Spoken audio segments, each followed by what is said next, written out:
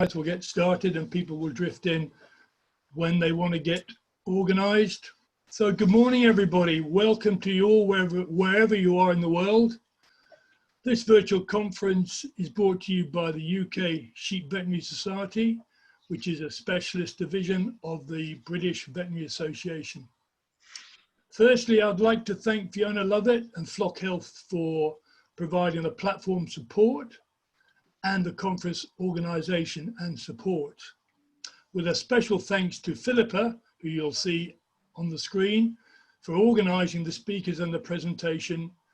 And just to remind you that all 4 presentations today will be coming live from 4 parts of the globe. So it's been quite an adventurous project, but hopefully the internet and everything else will stand up.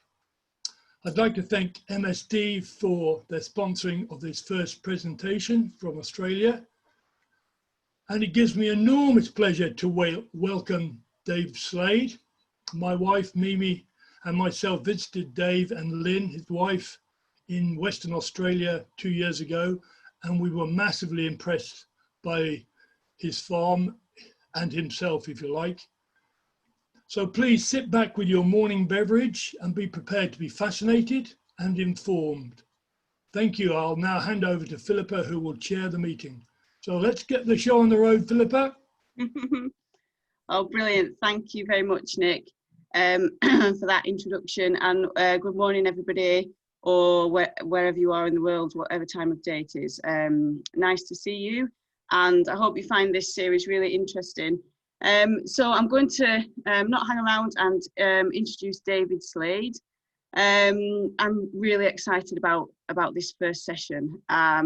David, just as by means of an introduction, David emigrated to Western Australia from the UK. So he was born here in the UK, in Milton Keynes. His family farmed there, and they emigrated to Western Australia when David was 11. He once in Australia, he left school at the age of 14, and he has worked on the farm or in farming for the previous 53 years, which is amazing. And he has no intention of retiring, which is also amazing. He, for the previous 10 years, he's been really active in the agricultural industry in Australia. He's currently the livestock president for Western Australia farmers. And he sits on numerous committees, one of which is the Animal Welfare Committee for the Cattle Council of Australia, and other related committees, so very involved. And from talking to Dave, lovely to hear that he feels like he wants to give back to the industry because it's given him so much. So amazing to hear that. So he now farms, and I'm going to hand over very shortly to Dave. But just to say that sometimes I think Dave's got a fantastic system in Australia, which speaking to people from there can sometimes seem quite unattainable, especially for farmers and for vets, particularly in the UK. So we're really honoured to have him to chat to us today. And just to introduce that kind of system, it's really, really interesting and very inspiring. To speak to someone who's been still in the industry and has got such a passion and such enthusiasm for it. And after speaking to David, it doesn't seem so far away anymore. So I'm going to hand over very shortly. Just to say, so in this session, if you'd like to, we're going to do questions and answers at the end, in the sort of 20 minutes at the end of the session. So if you'd like to put, there's a little box on the bottom of your screen. Hopefully many people have used Zoom by now, but if not, please have a look there, and you can put a question in there. I will be speaking to Dave as we go through this session, very conversational. So I hopefully will pose questions that you may have. If not, add them into the box, and then at the end of the session, we'll pull those questions up. We will put those questions to Dave. Okay, so thank you, David. I'm going to hand over to you to start with your introduction of your farm, etc. Thanks very much, Phillipa and Nick, and it's a great honour to be asked to speak to professional people like everybody on Zoom. Thank you very much.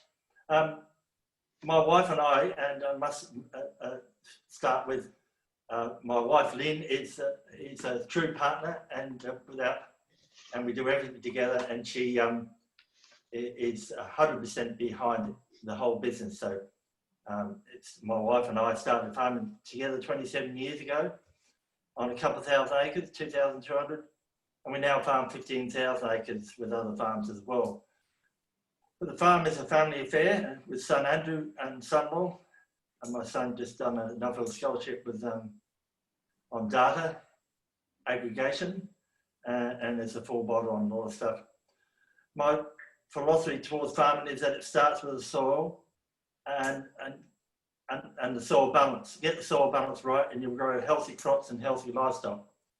As a leading soil scientist said, Neil Kingsley, he wanted to be a doctor, but he thought he could help society better by being a soil scientist. So soil is very, very important to animal health and plant health, which is in turn animal health. So this farm is located in a southern part of Western Australia, as you can see by the map, and a fairly reliable rainfall, though we do have very periods of waiting for a couple of months for rain.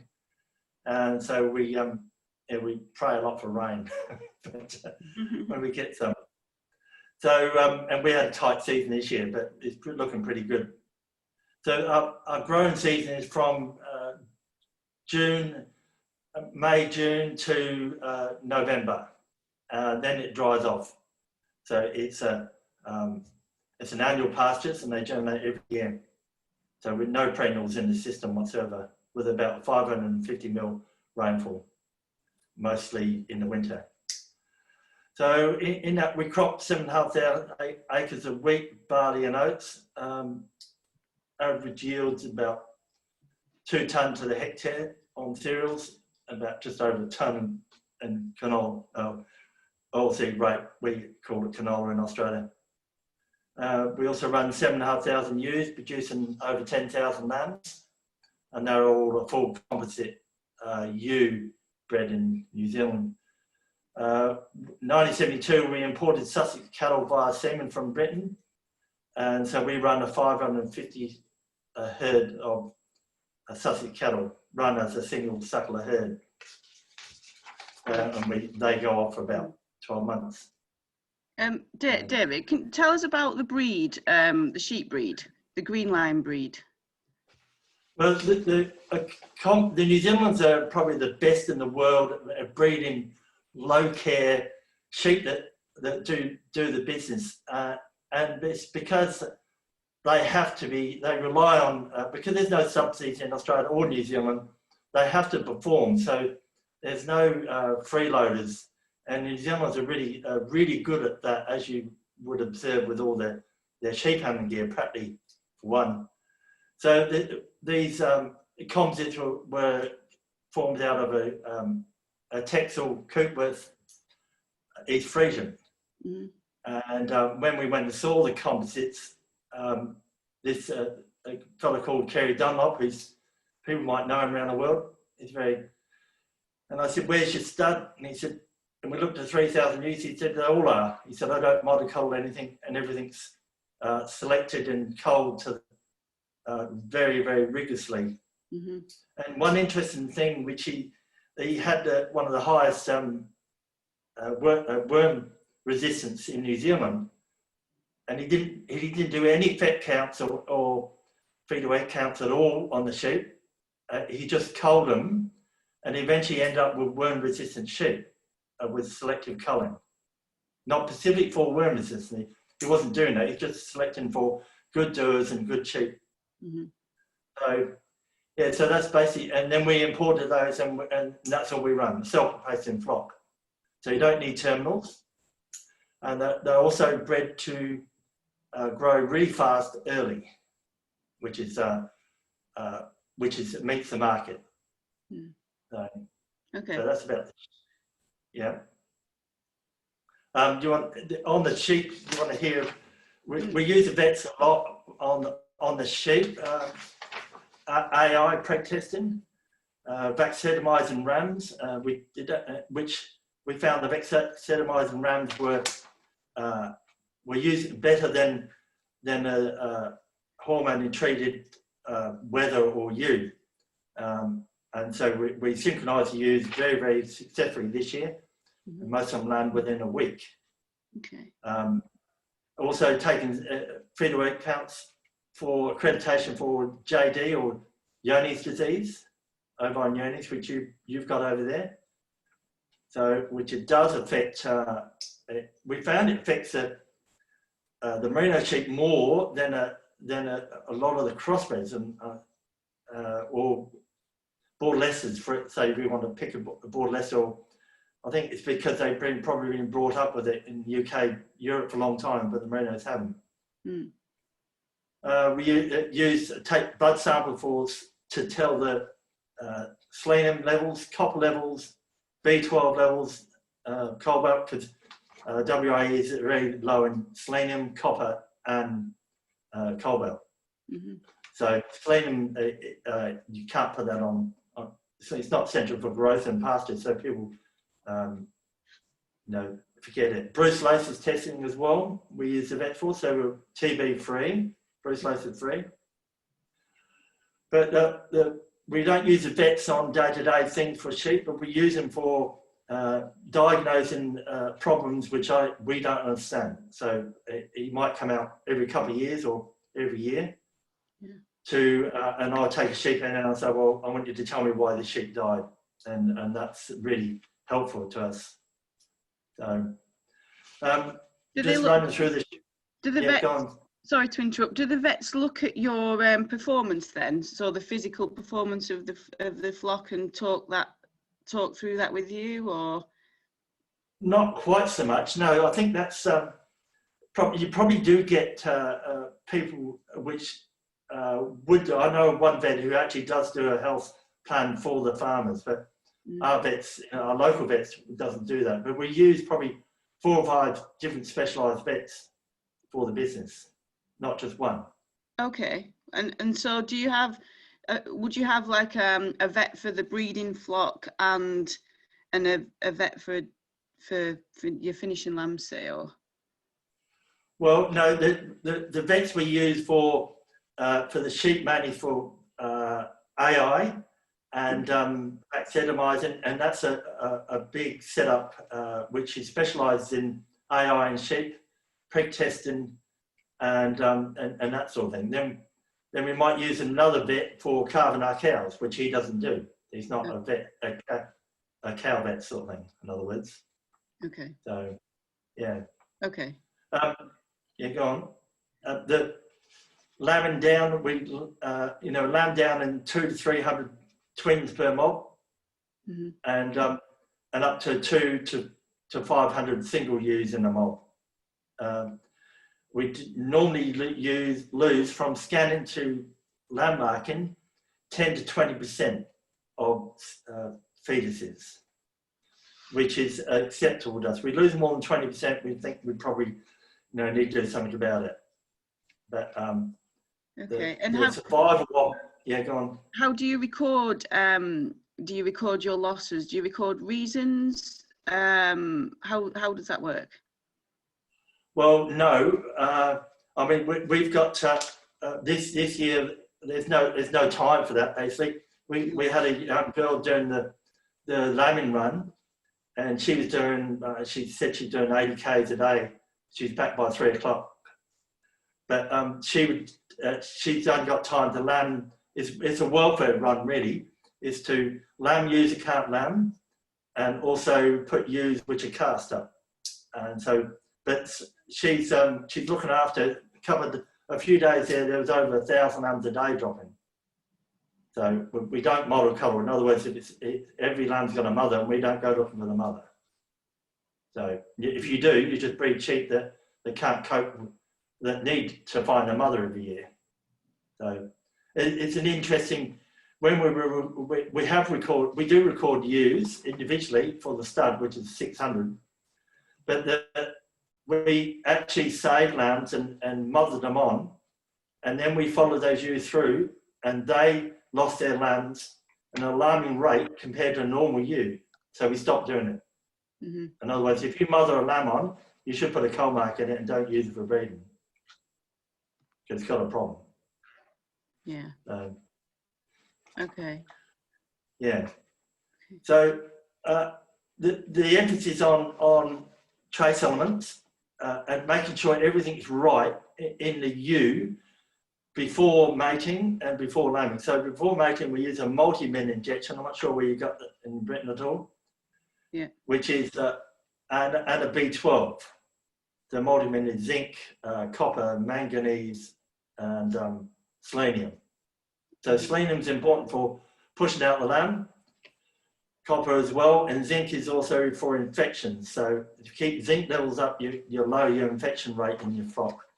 And we don't get hardly any infections for mastitis. I mean, you probably might see two or three ewes in a couple of thousand, and that's about it with mastitis. So very rare.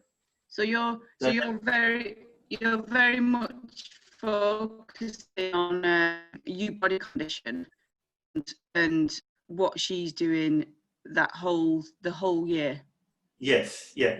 We tailor the body condition score to a 3+ lambing, or 3.5, which condition score, which is pretty reasonable condition at mating, and then we want them to lamb in a plus 2.75 score.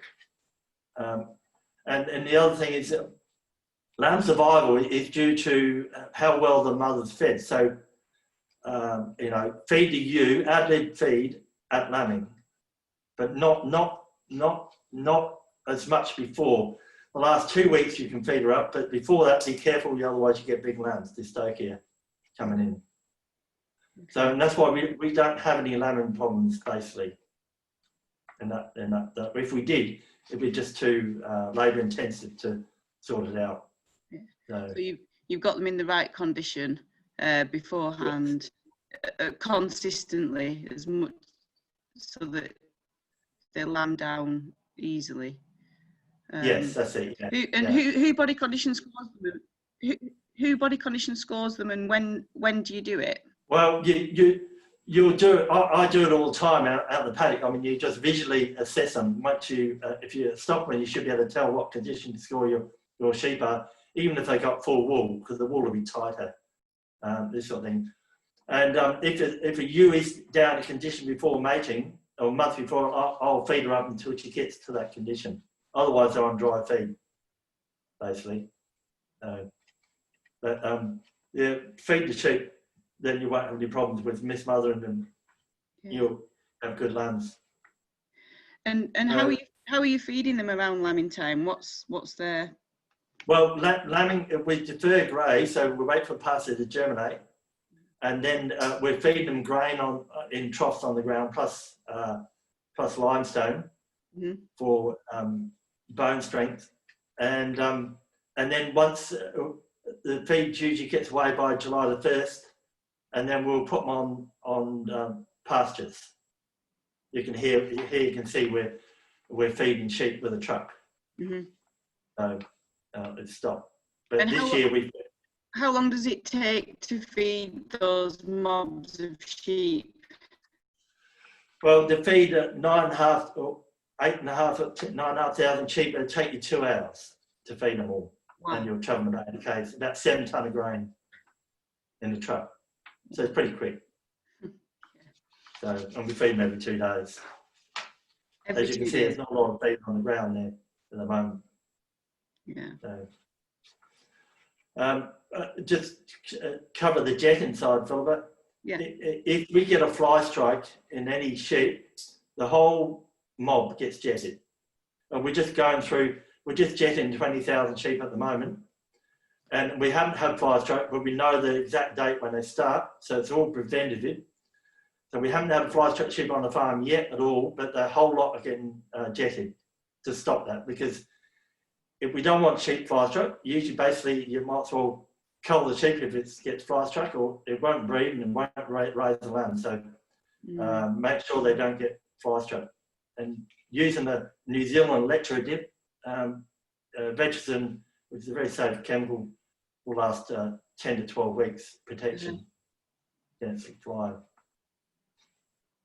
So yeah. Okay. Amazing. So after lambing, so your lambs, how are they reared? Talk us through that. What you do then? Well, they stay on the mum for about 10 weeks, 12 to 14 weeks. Then we take a draft off at 20 kilo. So they'll average 20 kilo to the works. At the moment, it's about $6 a kilo we're getting for it, for them. And then we'll wean them, and then they go on to the stubbles from the crop, which is 7,500 acres at about 2 to the acre. They'll stay there for a couple of months, get a bit of frame about them, then we'll bring them in and feed line with grain, and then they'll go off to the works in February, around that time. So, and the market is they're all going. Sorry, Phillipa? So do they go dead weight? Do they go to, is that a live market or is that straight to No, that's a dead weight, 20 kilo or 50 kilo live, or 47 kilo. They kill out 46% straight off the mother. They kill out 44% if you wean them. So it's better killing out percentage off the mother. And then they'll go straight to the works. No sale yards involved at all. It's counterproductive for to keep the lambs in good condition without poking them here, poking them there, and poking them there. So they go from the farm straight to the works, kill the next day. So you get a better product, less stressed out, less stress for the lambs, and then the market. Our markets are mainly North America and local. Okay. So, interesting. Just taking a step back. Sorry, I know we're jumping around a little bit. Just going back to lambing. So you're using lambs. How do you identify the lambs to their mothers? How does that work? Well, on the 500 or 600 stud, they're all DNA tested. Right. So the DNA tested the ewes and the lambs. And the funny thing, you would think we used multiple rams on the stud, and a lot of the ewes have got 2 different sizes when they have twins or triplets. So quite amazing. So it's an engine. I thought, well, if a ram mated, it'd be all one, but it's not. It's usually 2 or 2 rams. Okay. What is your ram ratio? What's your ram to ewe ratio? Well, we mate it. We actually use ram lambs. So sometimes we mate it 4%, but we can mate it 2%. But we use 4% to make sure the ram lambs work and stand up to the rigor, and then we'll sell them to clients next year. So we're using ram lambs mostly over the overall commercials. Okay. And those ram lambs you've recorded, you've selected them based on growth rates? Growth rates, yes. They're all, I'm not sure what your breed plan equivalent over in EU is or UK, but they're all recorded and measured. Yearling weight, fleece weight, lamb weight, how many ewes and what percentage they have and all that sort of thing. So we're averaging at the moment, flock average is about 135, 37 on flock average. What's that? Sorry, 137%. Rearing percent. Yes, yeah, that's it. Yeah. And what type of scanning do you get? Well, the vet that specialises in it, he comes and does it, and he's scanned for singles, multiples, and triplets. We're not going to do that again. And then he scans and gives us the breakdown of it all. Okay. So he'll scan 4,000 a day at that rate. Yeah, we had a Welsh vet over here from Wales. Oh yeah. He was doing, yeah. How many did he scan a day? Well, the same. He was doing 4,000 a day. Yes. That's amazing. And so what? Yeah. So what kind of scanning percent? What are you expecting? Well, scanning is 20% what we mark, basically.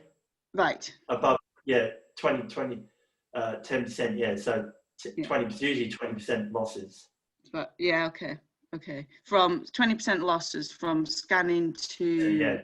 But we're lambing out of season as well. We're not lambing peak estrus, so we should be lambing a month later, but that doesn't suit our season. So we lamb a bit early, so we're dropping lamb percentage because of that.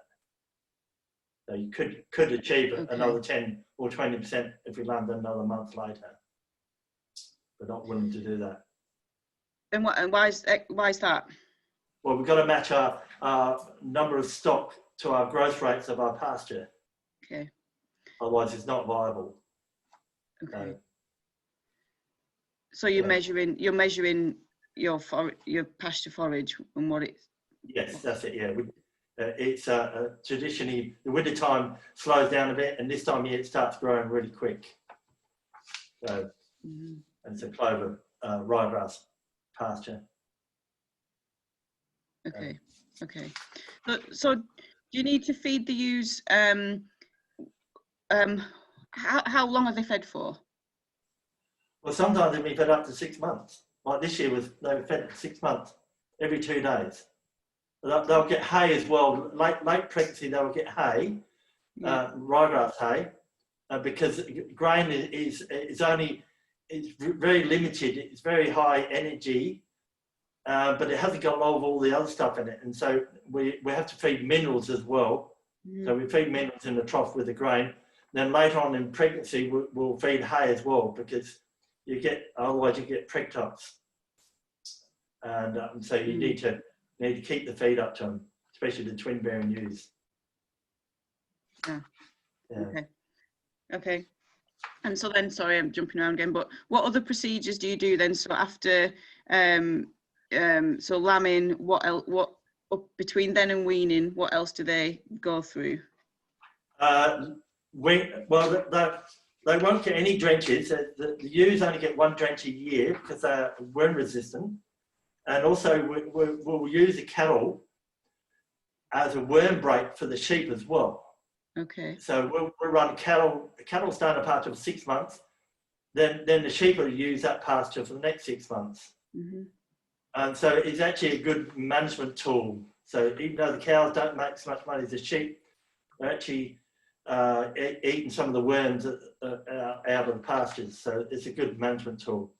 Plus a bit of rotational grazing, but rotational grazing it's pretty hard on sheep because they'll lose their lambs when they rotate. So you find mismothering's a problem when you rotation? When we were running big mobs, rotation grazing, but we were running mobs of 1,000 ewes and 1,600 lambs per mob. Wow. To rotate. Most of our paddocks are 60 hectares plus, and we're running 7 ewes to the hectare. So to get stock rate up, you've got to have a lot of ewes. Yeah. By mob, and it wasn't viable to run those big mobs. So it might be fun to run big mob, but the loss factors in the mismothering was too high. Okay. And we don't get any mismothering once they've been lamb out. Okay.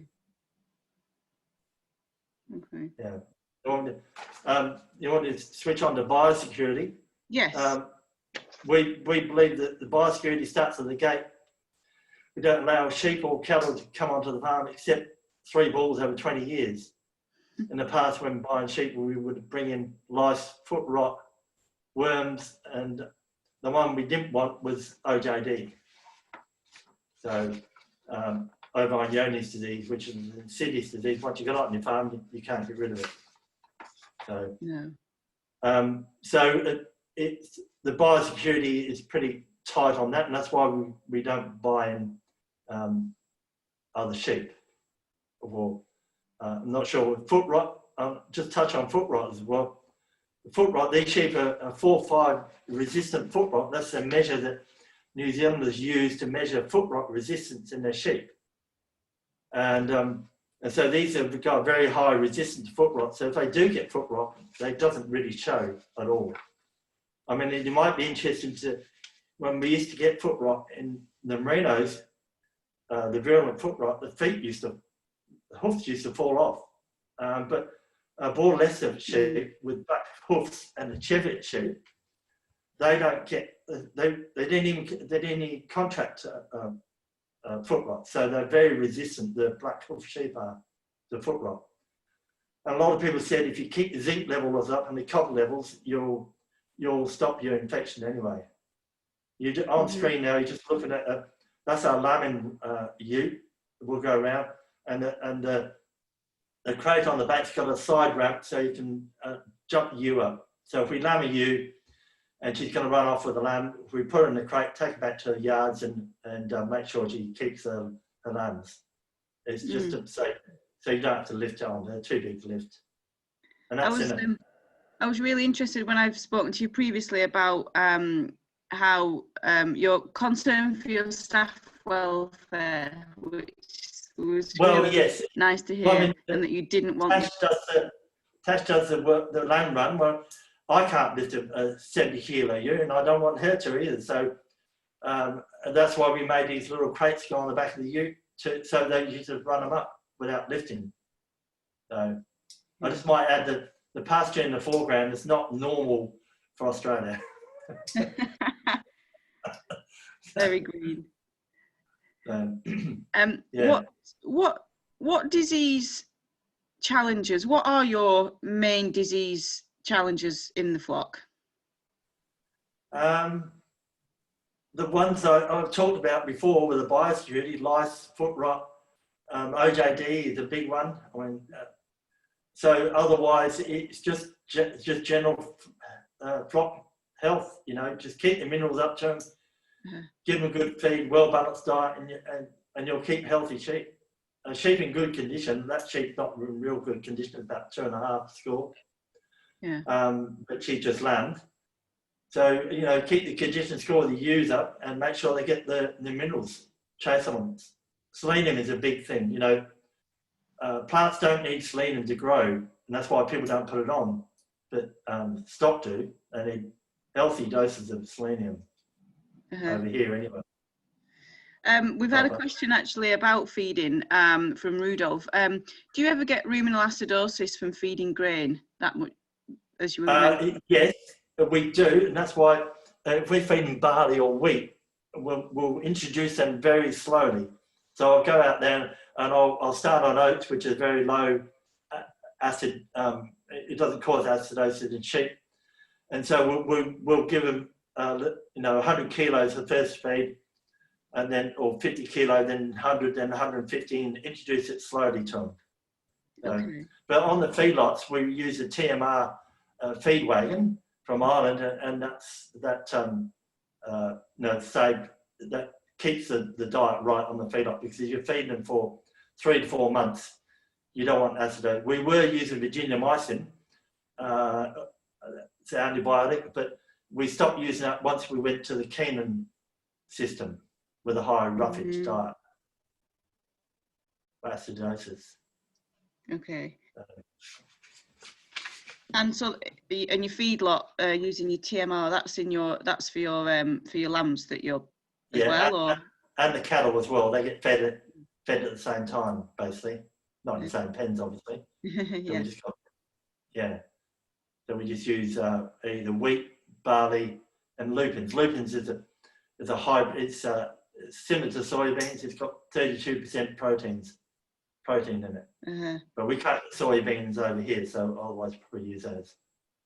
That's a summer grown crop. Okay. Breeding. The breeding. I'll just go through breeding. I've got it heading. As I said, stock are easy care. Everything's got to be easy because we got a lot of numbers to run. And we've got to make ends meet, so you've got to run them. The stock got to be able to look after themselves. So they're bred to lamb, calve on their own, and they cope with worms in the environment they live in. We'll use an ancient breed, breed called a Cheviot, which has got the very small lamb, about 3.5 kilo birth weight, and the green line is 4.5 kilo, and just to mention, some of the terminals are 5.5 to 6 and 7 kilo, which is way too big for any ewe to lamb. But on the ewe lambs, we'll use a cheviot deliberately on the ewe lambs so we don't get any problems. So that's why we keep the cheviot, but the cheviot can't grow quick enough to produce lambs on a commercial basis. So we have to have faster growing lambs. Yeah, so and that's about it. Animal husbandry, Phillipa? Yeah. Just a few little, we're using, takes 2 hours travelling to feed 9,500 sheep on the truck. We use Hecton cradles, which are New Zealand cradles to crutch sheep. 4 people can crutch 2,000 a day, an 8-hour day, and they're all cradles. Cows and sheep are fed with a big army truck, takes 8 tonne of hay, and it feeds about 30 tonne every three days.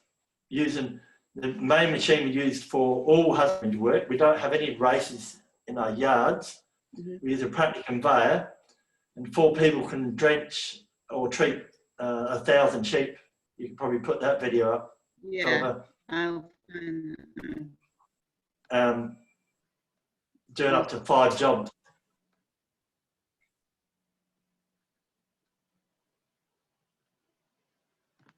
Sorry, I'll keep talking whilst I find this All video. right.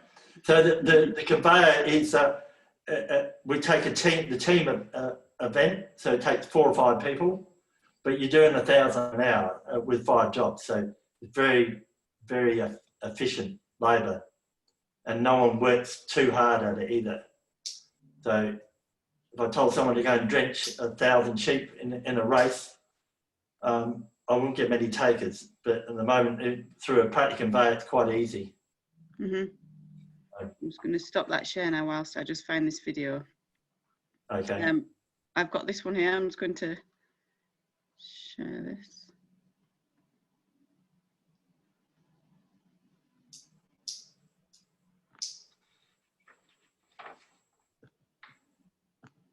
Okay.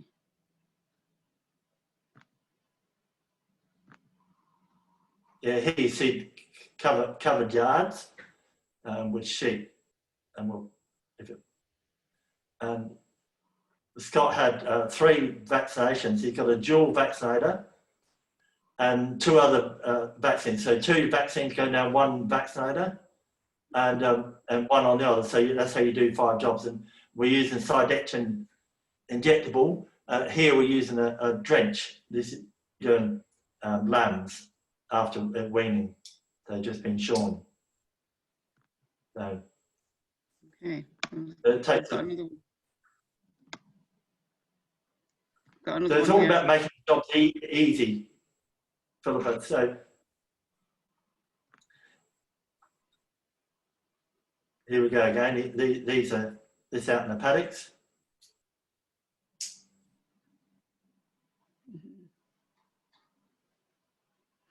How many dogs have you got? Have the shepherds got their own dogs, or what do you? Well, yeah, I don't believe in barking myself, so I've got plenty of dogs. Most of us, there's 4 of us on the farm. We've all got 3 or 4 dogs each. So, a New Zealand Hunterway, and plenty of border collies and kelpies, which is the Australian dog.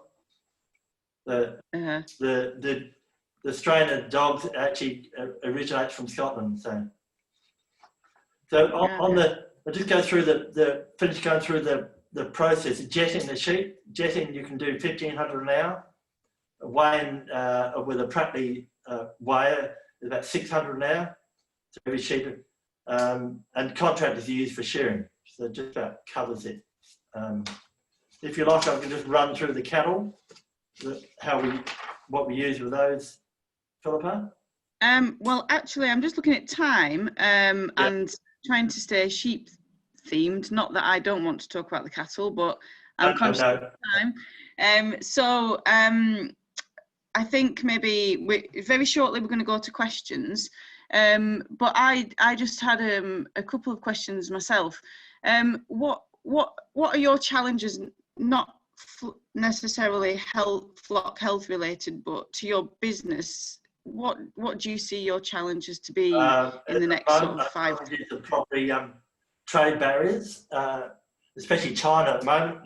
They're punishing Australia for trade, for speaking out in the media, and interference from our local governments probably.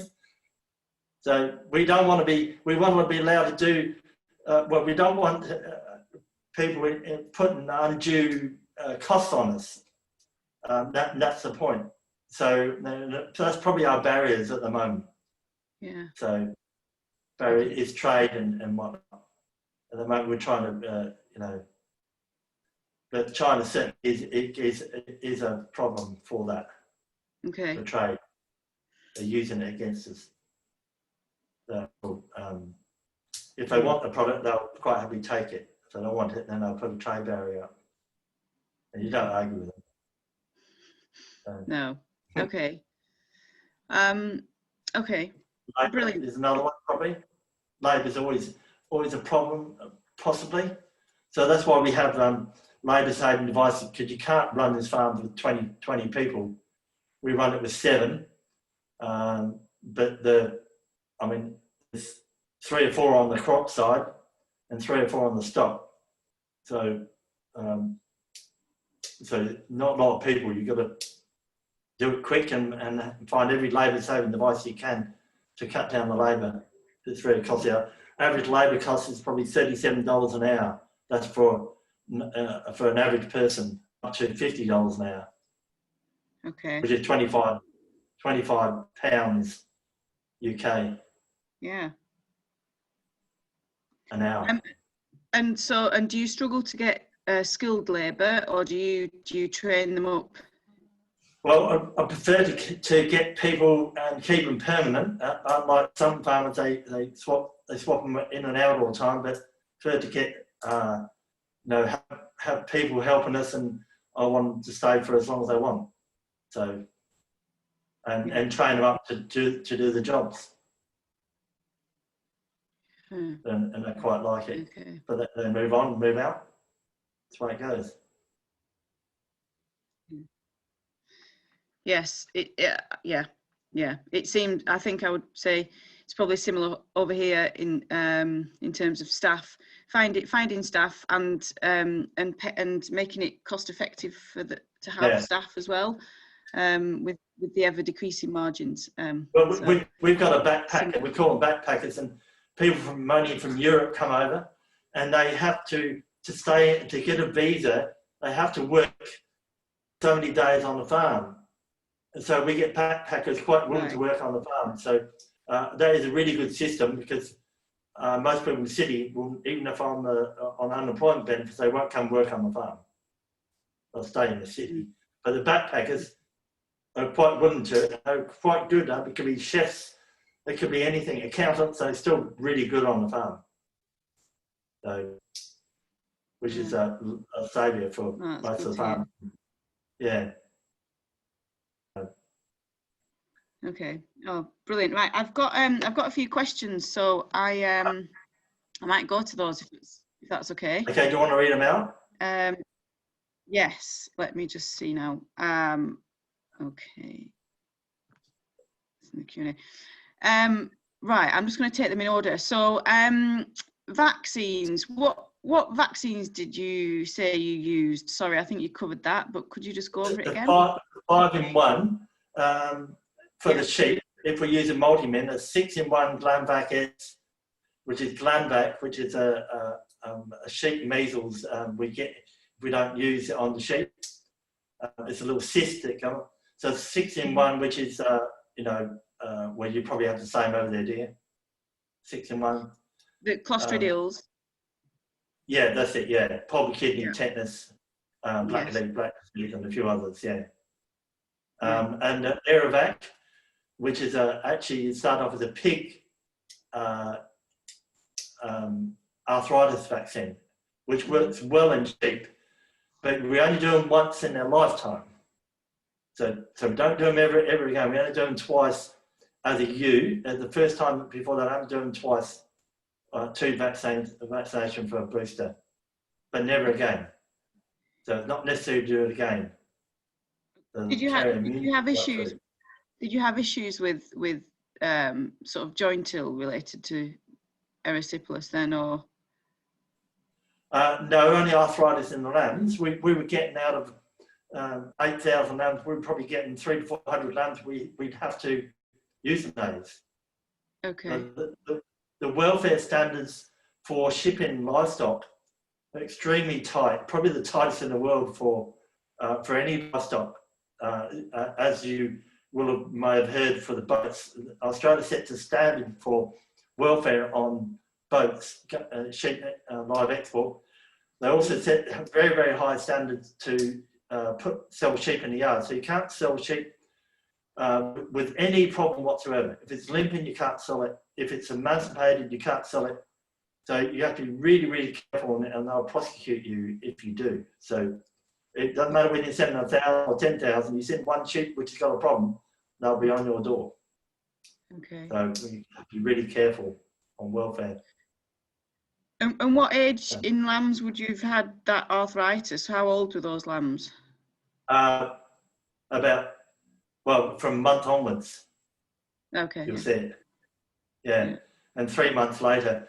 But you also get the subclinical ones when you send them to the works. They will put them up on, when they hang them up, weight grade, they'll just go down the meat meal sheet and you won't get paid for it. So you won't see them. But of those 300 or 400, there's probably more which we would get pinged for on a weight and grade basis. The outside pick it up. So it's very important. So, okay. Yeah. Right, I'm just going to carry on going down the question. So Peter's asking, were you selecting or using that breed for worm resistance or worm resilience? Resilience, yes, he's right. Yeah, so I should have clarified that. Resilience, yeah. Yeah. Resilient. Another one. I mean, it's a sheep. I don't know whether sheep don't shed worm eggs when they're doing well. So if you do a worm egg count on sheep, you can't necessarily tell the status of the worms in that sheep. It's only when they have a stress period, and that's why even though our sheep are worm resilient, we still drench them at lambing time because it's too risky not to, because that's when the biggest stress period of their life, come off a hard time, they got little feed, and so we drench them just as a matter of course during the winter time, which doesn't cause any worm resistance to the drench. If we drench them sometime, we'll get worm resistance to the drench, as it proved years ago. So we had, it worked well for 4 years, and all of a sudden we got worm resistance to the drench didn't work, even ivermectin. Which product was that? Oh, sorry, ivermectin. All of them, all the drench groups. If you drench in the summertime on a dry pasture with they don't pick up worms again, they'll get drench resistance. Yeah, but on your farm, what drenches don't work? Well, we've been using Slade and long-actin for 6 years now with no problems. We're still getting 100% efficiency out of it. Okay, okay. But we don't overuse it. Other times of year, we use another drench group on the lambs. Okay. So we won't use Slade then. Okay. Okay, Judith's asking, you said you're not doing scanning anymore, or at least said you weren't. We scan all the ewes for singles and twins, but we're not scanning for triplets. Okay. Mainly because I don't think the vet was pulling them out properly. 4,000 a day, I don't think he had the time to do it. But we did think about early and late, but seeing we're doing baptisemizing, we have the lambs drop in probably a 10-day period, the whole lot, 10,000 lambs, so 10 to 12-day period, so pretty quick. And how many members of staff do you have for that period of time? Well, there's only one person looking around those ewes at that time, every day. Wow. So the rest of they're busy on the crop, put a crop in. Okay. So did you say, I think you might have said, or I've read it in what you've sent me, it takes us 6 hours to go out around all the sheep? That's it, yeah. 6-hour run, yeah. Yeah. Uh, Okay. Another question. Yeah, go on. Sorry, David, say again. Well, if I could get a drone to go up long enough, I could grid the paddocks and use a drone to look at. So because as you realise, you're only landing 3 or 4 ewes per mob, and putting cast ewes up, you don't have, you go in a lot of paddocks and nothing to do. But if you had a drone that could grid those paddocks and look for ewes, you'd have less disturbance at lambing time. Because disturbance that causes ewes to lose their lamb. They need to have lamb on one spot and stay there for 12 hours to bond with the lamb and everything. They need to have enough feed on offer as well, so they don't have to move. Okay. And so that's a priority when you're planning numbers, paddocks, all the rest of it. Yeah, that's it. Yeah. Okay. Right. We've had a question. Which hormones do you use for synchronization, and what is the success rate? Do you use hormones? We don't use any hormones. Okay. So we were using hormones on the cattle for growth, but now the local abattoir, the only abattoir, basically the abattoir in the state, said they will allow us a higher fat level if we don't use hormones. So we don't use hormones on the cattle, and no hormones in the sheep at all, even on the feedlot. Okay. Someone's asking, what methods do you use for lamb tailing and castration? We're still using the rings. Okay. Rubber ring, yeah. Okay. I mean, the lamb marking is done in lamb marking tried in the paddock to stop mismothering and also arthritis or any disease. So we'll lamb mark in the paddock on the grass, which is clean, and a 4-man team will do up to 2,000 lambs a day, lamb mark. Okay. So the ewes are gathered in the paddock, drove into the poultry yards, lamb marked, and they'll drop straight in the paddock again. So they barely go away from their mother more than an hour. Hour and what age are they? About the 6 weeks, as young as possible. Well, less than the oldest one would be 6 weeks. Yeah, younger. Okay. Yeah. What's another question? What's the ewe mortality rate?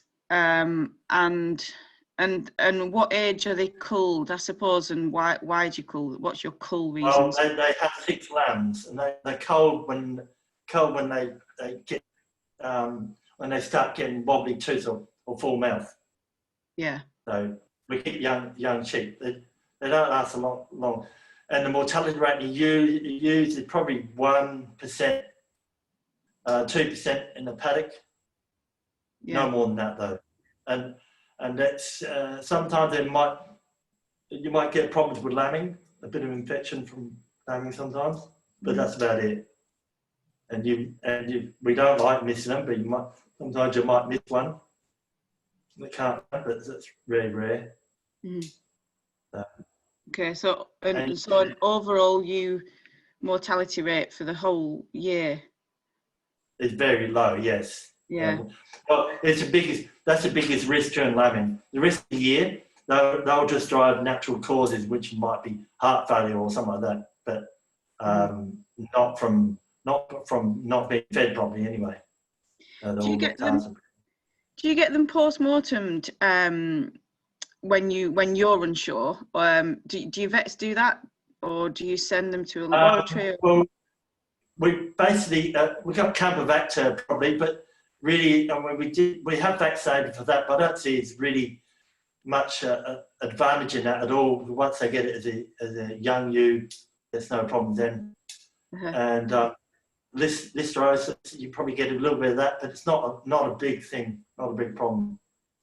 Yeah. So try and keep it out. But back on the scanning, we use a vet to scan. I'm just going to go on to digress onto cows, Phillipa. We're using a vet to age the fetuses on the cows over a two-month period, and then we'll split the cows in 3 mobs: early, medium, and late calvers. So, and the vet from New Zealand said he can age them every 5 days. Okay. certain period. So quite interesting. Yeah, very interesting. Right, just yeah, sorry, a few more questions. We've got time here. Do you use forage crops in your system, or are you entirely grass and grain? I can't remember what it's. Yeah, on the crop side, if we get the crop in earlier, we'll crop graze all the crops. So we'll put all the cows and all the sheep beforehand. This year we couldn't crop graze much because you can only crop graze until a certain period in the crop's growth. Otherwise, you cut the yield back. So yes, we'll put the sheep on the crops. We'll also plant it at the moment, millet, which sometimes it's an opportune thing if it rains in the summertime where you might get something. We sometimes use fodder rape, but we've got new varieties of oilseed rape and also wheat, which grow extremely early with a high biomass, and we're using that to crop graze. So yes, we do. Okay. So it's a lot cheaper than feeding grain, I'll tell you. Yes. I was going to ask, I think I've asked before, but the costs of doing that, and obviously you know the costs of feeding grain, and it's probably very variable depending on the year. Well, up to $20 a ewe for 6 months, $20-$30 per ewe. Okay. Which is not a lot when you're doing 1.37 lambs at $200 a lamb. Yeah. Last year, so we'll say realistically $150 a lamb. So you're doing up to nearly $200 per ewe. Yeah. So feed a ewe and you'll get better production out of it. There's no money in skinny ewes or skinny cows or skinny stock. So look after them. No, absolutely. And I was interested before when you said about the killing out percentages of the lambs.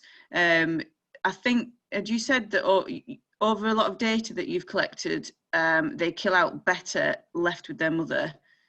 Yes, they'll do 46 to up to 48 of 48. If they're really prime, they'll do 48 off the mother, down to 46. But as soon as you wean them, they'll go drop down to 44%. You won't get any more than that. Okay. And another thing is that because our MSA Meat Standards Australia, we test all the meat, and we've got leading scientist Dave Pessig, who does a sheer strength of a lamb chop, we might say, and it's proven that anything with a Myomax gene in, which is a Texel, is actually tough to the consumer. So we cater for the consumer, not the butcher. So we guaranteed meat quality at Standards Australia to the consumer, and it's proven that you still need the fat in the system to keep that meat tender. Otherwise, you get tough meat. So that's why it's Texels don't rank over here much at all, because they don't meet the MSA qualities. That's good. What other breeds? What breeds? Terminal well, size? Mostly it's a Merino cross, Pole Dorset, South Suffolk, which I use over here. Eastern States, which is the other side of the country, they use any composite, a Boar Leicester cross Merino with a Pole Dorset ram, this sort of thing. And as the wool price drops, shedding sheep become more popular, like Dorpers, and also people are breeding up their own self-shedding sheep, which is probably the way to go, given the price of wool. Yes, someone's asked, Rudolph again, does wool still have any value in Australia? Well, our wool is 29 micron, very similar to yours, and that's still worth about, on the very, very low prices, about $15 a head. So, and it costs us $8 to shear it, and another couple of dollars to crutch it. So you're not making a lot of it. The economics of growing wool on sheep are probably getting to the stage where we need to breed sheep that have no wool, but the genetic gain on shedding sheep is nowhere near as good as the sheep that we're using at the moment. So it's going to take a few years to breed sheep with enough genetic potential as what the wool sheep are. They're behind on growth rates and everything else. But they'll get there. So. Okay. We've had a couple of questions about the ewe in the back of the in the crate in the back of the ute, in terms of what is her condition score. What's the condition? 2.5. 2.5. I would say, yeah, not ideal for lambing, but that's probably why she's picked up. Yeah. If she was a poor one, and I picked her up. Okay. Yeah. Someone's asked that question. Yeah. Excellent. And you did touch on it a bit, I think. So the costs of production of a lamb, do you have a figure for it? Good question. We're still trying to do that. It's yes. I mean, a farmer needs per person 3,000 ewes. Right. Oh, 2,000 to 3,000 ewes. Otherwise, it's really not viable. He's got to do it all on his own. Otherwise, and he needs a helper to help the sheep as well. So you need 2,000 to 3,000 ewes per person. I mean, on today's price, you can probably do it on 1,000, but I mean, they're record prices at the moment, and probably not going to last.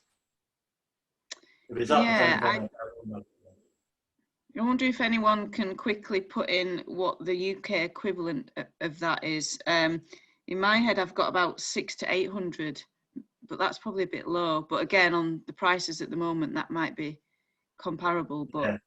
I've got somewhere UK uses subsidies, and I think, I mean, if UK didn't use subsidies, well, countries like Argentina and Australia would overwhelm the British farming, and you've got other contentions, you know, you've got other constraints there put on by the public for your production costs. So farmers need to be looked after in their own country. So that's where subsidies come in. Yes, quite. Okay, we're getting near the end. We've still got quite a few questions to answer, so I might maybe forward these on to you, and then you could have a look at them, and we'll try and get some discussions out, because it's been a really popular talk. So thank you, David. I'm just looking if there's any that you could quickly answer. I'm just looking. Are you an organic system? No. You get very unhealthy stock if you're organic. They can very miss out on something, I can tell you that. Yeah. So a lot of organic farmers that are in this area, it's not. I don't think it's possible. You can do organic out in the station country where there's no artificial fertilizer put on. Go organic by all means. It lends its system, because it's one sheep every 20 acres, this sort of thing. They're eating natural bush all the time. Yeah. There's no extra inputs put into it. They're using organic there, but not here. Okay. And do you have any experience with resistance to lice control products? Yes, we do. So it's always an ongoing problem, and we have to keep swapping the lice control. But we're jetting for the first time for lice this year, or backline, and that's the first time in 5 years. Mm-hmm. Because we keep a closed flock, we don't get lice in. But we do. They can go through alongside the fence. They can rub against the neighbour's fence and get lice that way. So probably go through there. Mm-hmm. But it's an ongoing problem. Lice resistance, the chemicals. Okay. Right, I think we are just over 10 o'clock. So in the interest of being a decent chairperson, I'm going to think we should probably end the session. And yeah, I think we could keep talking for ages. Well, I certainly could anyway. I find it really fascinating, and I have to thank you for being really honest and open about your system. and answering questions, and it's great to hear the different comparisons, and great to speak to someone who is so enthusiastic and's got priorities, including their staff and including welfare. It's really enlightening to hear. So thank you so much, David. Really appreciate it. And we've had some great attendance today, and there'll be lots of people probably watching this on the recording as well. So yeah, really thank you very, very much. I'm going to hand back over to Nick, who's just popped up on my screen. He might want to say a few words before we finish, but certainly on behalf of myself, thank you very much. That was great. Thank you very much, David. I think that was, I could sit here all day listening to you. I think it was fantastic. I think we'll all come and visit you now, if you don't mind, if that's okay. You're all welcome. Thank you very much. I think it's terrific. And I know if you ever come to the UK, you'll be very welcome on any UK farm. I think what you do out there is amazing. So on behalf of everybody who's attended it, your wonderful presentation, and on behalf of the Sheep Veterinary Society, thank you very much, David. And to Lynn and the rest of the family, please stay safe. Cheerio. Thank you. Thank you, Nick. Thank you, Phillipa. Thanks, everybody.